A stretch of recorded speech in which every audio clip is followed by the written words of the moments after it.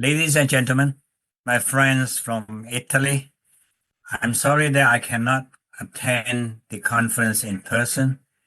What I'm going to say is my own experience, and I'm quite sure some of them are just common sense to you.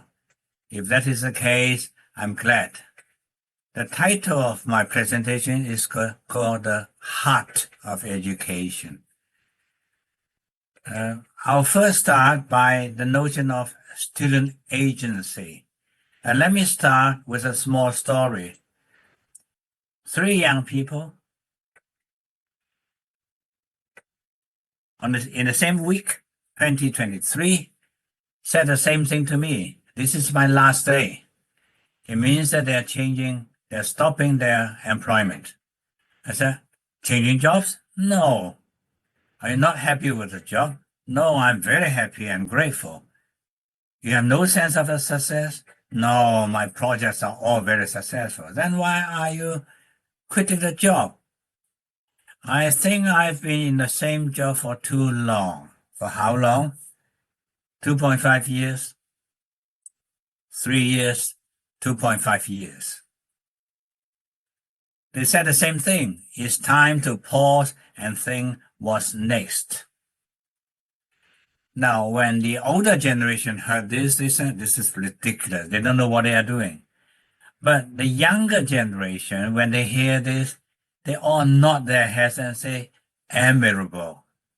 They can choose what they prefer and have control over their own lives. This is what is happening. This is just tip of the iceberg. There's frequent change of jobs and careers. Contracts are becoming shorter and loose.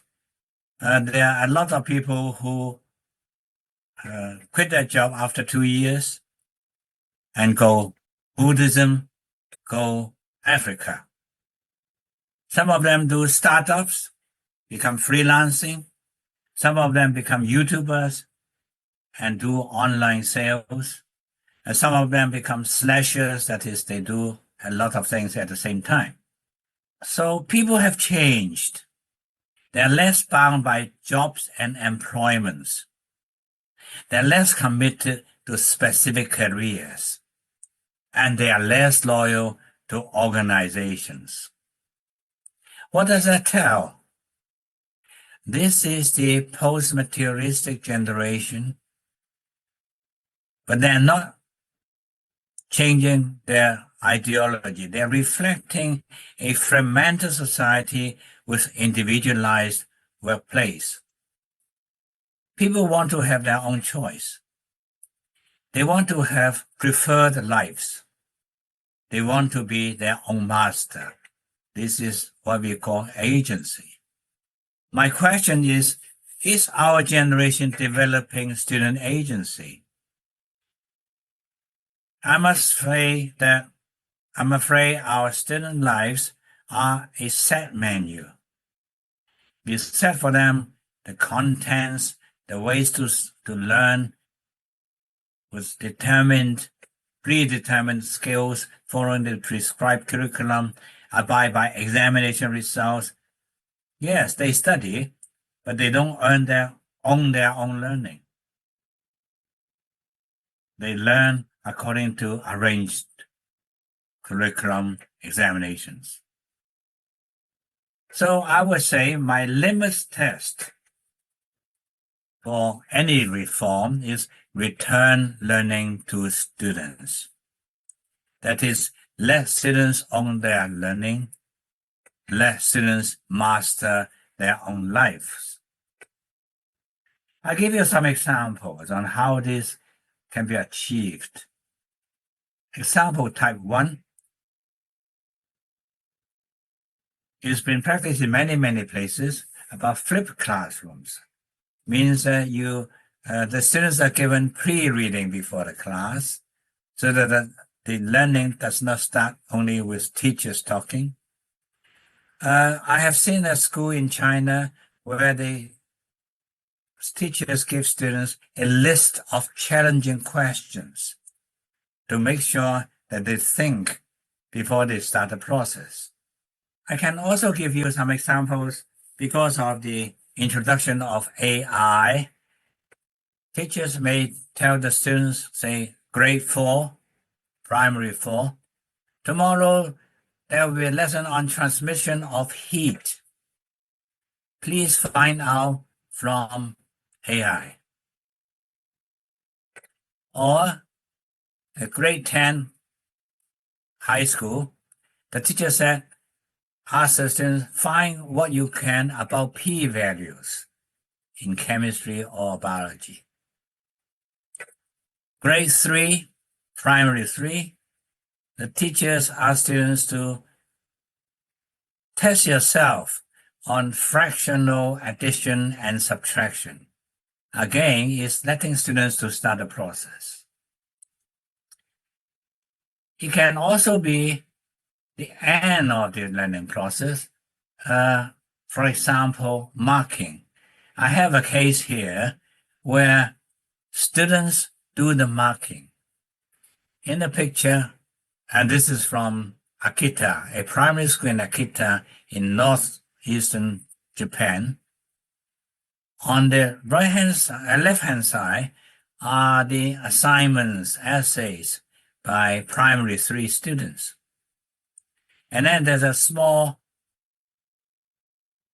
attachment by a primary school, a primary student commenting on the assignment. And then another one in primary 6 commenting on primary 3's assessment. And then later, the primary 3 student will have his own feedback. So it's a typical example how students can handle their own work, learning, including marking. This can be extended to asking students to do diaries every day with minimal marking, because marking does not always improve writing. Writing is improved by writing more. There can be interaction with AI, and this is very much about a student-teacher AI, a 3-party trio. You can have AI-generated learning materials, AI-generated visualization, AI-generated learning outcomes, and so on and so forth. It's not about AI helping teachers or AI helping students. It's AI as part of the learning process. There is also the possibility that assessment is not done by paper pencil. It is by performance. This is particularly easy for humanities. This is a school where the students have a weekly poetic performance to perform, to show people what they have learned by showing the emotions of the poetry. It can also be things that are beyond the curriculum. For example, in one school, the students are going to play a drama, 3 Little Pigs. This is primary 3. Self-directed and with teachers almost zero intervention. And students develop a lot of new ideas and even new stories at the performance. So the essence is students should learn to learn. They should be the master of learning. And this is actually the slogan during curriculum reforms in mainland China and Hong Kong. But when you say student agency, it's not political. It's not even a kind of pedagogy, because learning happens in individual brains. The science of learning tells us that we make sense of the external world and therefore construct our knowledge. Therefore, general learning has to start with the student's mind, with their perceptions.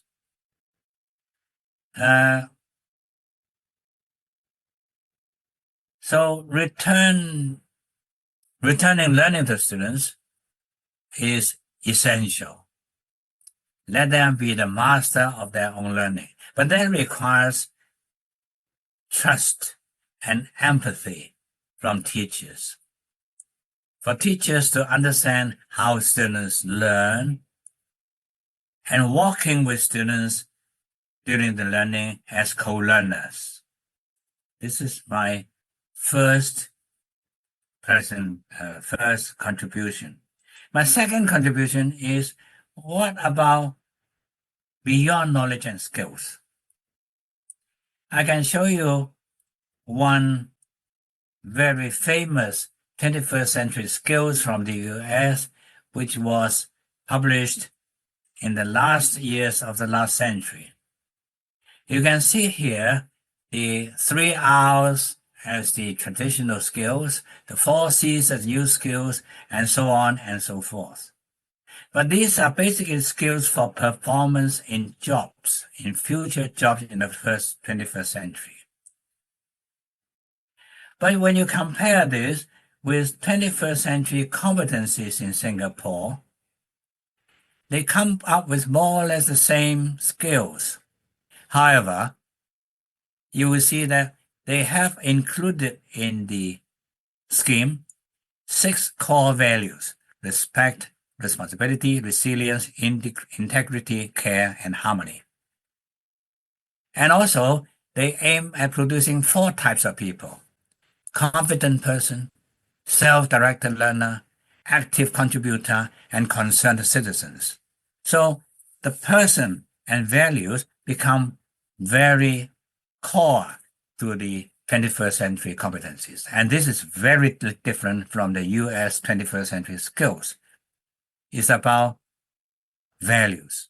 Now, let me give you some examples about how values can be part of student learning. This is in the primary school about an egg, chicken egg. Students are given an egg to take care for a whole week. They adopted the egg as their own child, and then they write a daily diary to the egg. Of course, unfortunately, one child has her egg broken, but instead of giving her a new egg, she has to face how she interacts with the broken egg. Now, this is very interesting because the teacher said, "Why do you care so much about the egg?" The student said, "Because there's life. And therefore, it's life education." Another example is teachers in a school. There's a word care in the school motto. Do teachers know what to care? What is care? The school designed a process where teachers in one of the meetings pick anonymous partners, and they play guardian angel to the anonymous partner. And then in the next whole month, every day, the anonymous partner will receive care, cards, gifts, comforting words, and so on and so forth. They learn how to take care. There is in the Chinese notion of education the inclusion of what they call moral. It's normally 5 dimensions for education: moral, intellectual, physical, social, aesthetical. Moral here means all ethical dimensions about other people. Here's an example in a school in a faraway place in Hong Kong. They use the school as a center. and draw a circle of 1.5 kilometers and take this as their experiential learning circle. They take care of everything in their own learning circle: water, air, pollution, the elderly, and so on and so forth. Here is another example where during the pandemic, the students are given a project for the community, to help the community by way of design thinking. They started looking into the community and found that they could help the blind people. Develop a whole set of protocols for community people to help the blind, and also a media to propagate their promotion. There's a school where they have a gerontech park, which is for the students to take care of old people inside the campus and outside the campus. The principal told the students, these old people are your clients as well as your teachers, because they believe that older people will be the largest population in society. I must tell you another story. It's an NGO in mainland China. It's called A Dream. Rural students don't have dreams, although they have to follow the urban curriculum, the examinations. Some of them could not get even to high schools. They have no dream. And therefore, the foundation, which is NGO, raise money and try to start to give them dreams. The first thing they do is to start in any normal campus, village campus, rural campus, one room which is particularly sophisticatedly equipped. So the student will have the modern technology to understand, to connect to the outside world. There are over 6,000 schools in the whole country, which is purely based on philanthropy. And the students are given a dream curriculum, and they are also encouraged to travel afar, but based on their own fundraising and so on and so forth. All this is about how to care about other people. But to me, the biggest challenge is education is not only about economic life. It's not only finding jobs. The world is full of hostility, hatred, indifference. There are all kinds of cheating, robbing, abusing everywhere. People all over the world are frustrated, depressed, confused, desperate. So let us see pollution because of abusement of materials, gang robbery. This is in Oakland, California. Drug addicts. This is East Hastings in Vancouver. And this is an alarming picture. A beautiful boy before and after the attack on Gaza. He lost half of his weight. Can education turn a blind eye to this and say, this is none of my business? What has this to do with me? However, when war does not bring about justice, when law does not enhance integrity, and when punishment does not evoke human conscience, all these negative means cannot replace the positive effect of education. Education is also called for preparing human beings beyond human resources, creating an environment for positive values, enabling people to appreciate difference in cultures. Education, I must say, bears the unique responsibility to open people's minds for a better world in a new era. And I think this is the big message for education. I'm afraid this is what I want to share with you, and thank you very much for your attention. Ne raccogliamo 2 o 3 e così poi il professore potrà risponderci. Grazie. Buongiorno, questo intervento credo sia di grande interesse per noi italiani, anche perché Hong Kong, insieme con tutti i paesi asiatici, ricopre un ruolo fondamentale, al top delle rilevazioni internazionali. E perciò la sottolineatura della agency, chiamiamola in questi termini, noi parliamo di metodologie didattiche, quali abbiamo riconosciuto peraltro, attive, l'importanza della agency viene da domandarsi come possa andare insieme con un sistema di esami che è la forza tradizionale della storia di tutti i paesi vostri, che sottolinea giustamente la performance, la competitività, eccetera.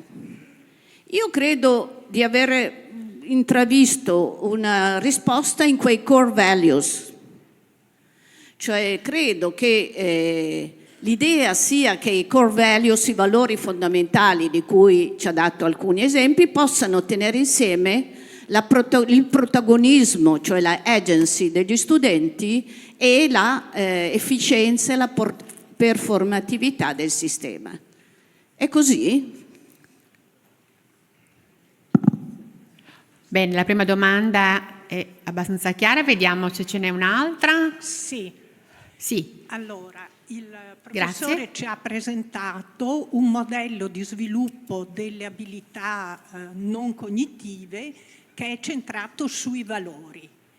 Allora, io vorrei chiedere quale pensa che sia l'influenza della filosofia confuciana sull'educazione in Cina e in generale nei paesi asiatici.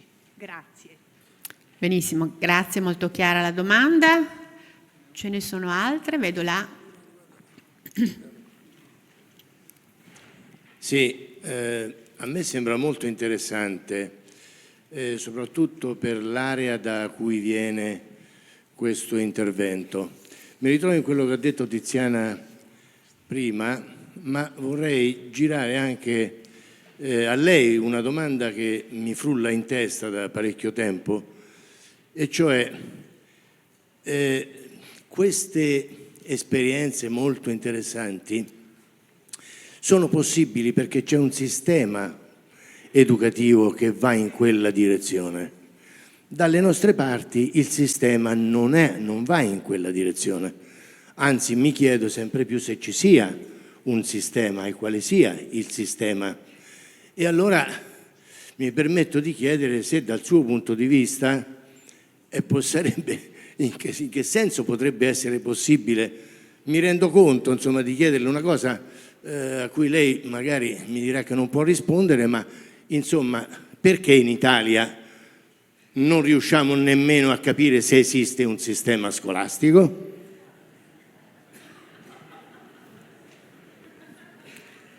Bene, quindi quale sistema scolastico? Stop così. Quindi vediamo un momentino queste risposte complessive. Grazie, professore.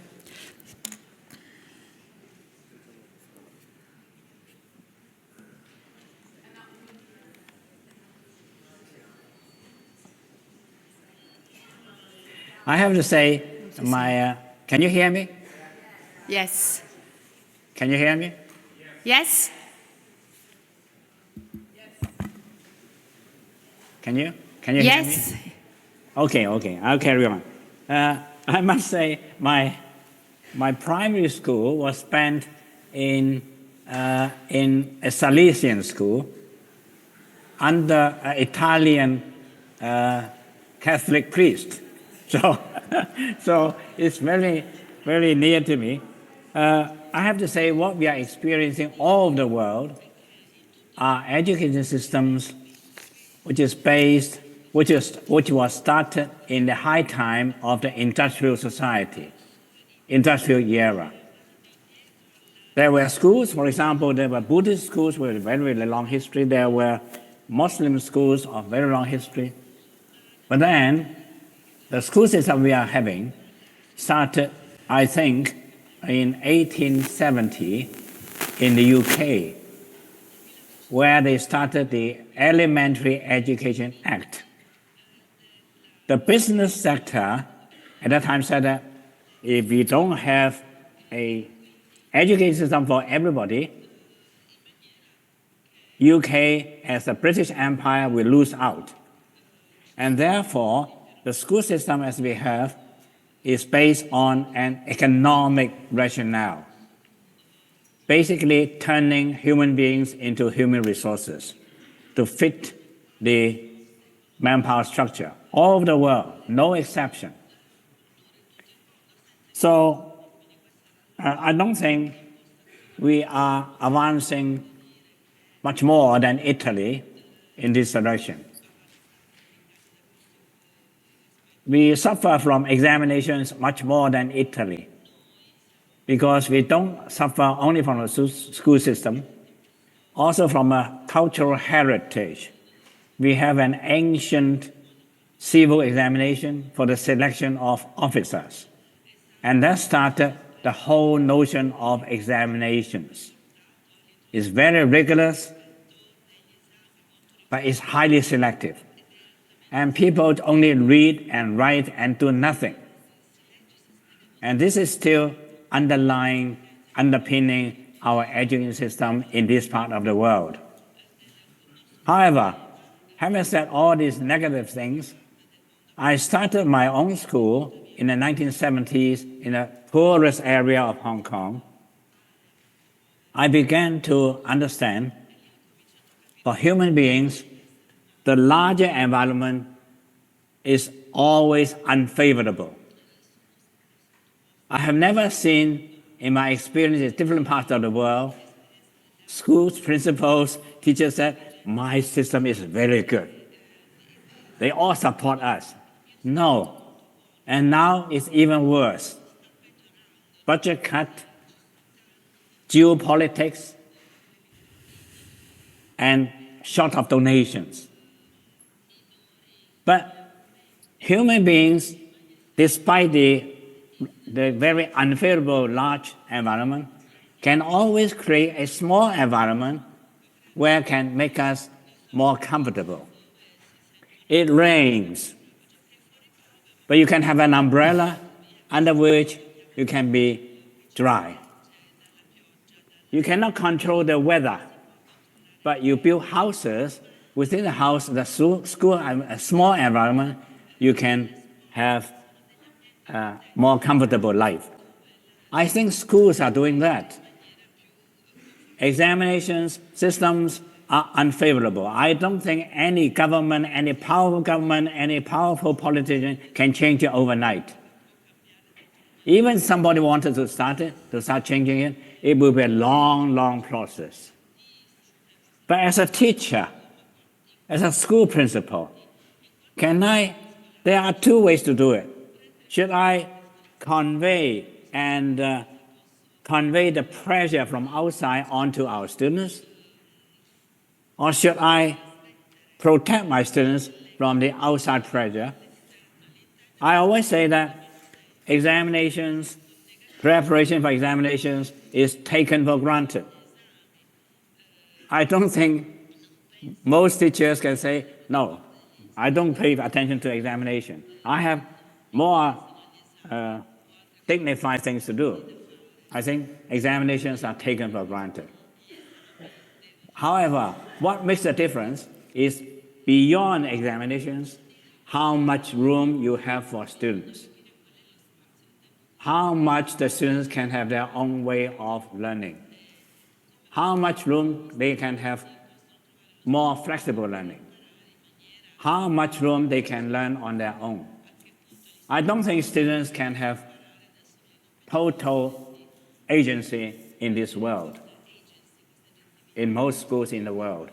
However, we can let them start thinking that maybe I can do something beyond what I'm told to do. Yes, there's a system I cannot escape. But the school is very good. Parents are very good. They give me some room to do things that I prefer, even though I still have to face examination. So large environment is always available, but we teachers can create a smaller environment which is more comfortable and create students and let students prepare for their future, prepare for that is to unleash their agency. I'm not so sure that is answering all the 3 questions. Sì, direi proprio di sì, grazie. Thank you very much.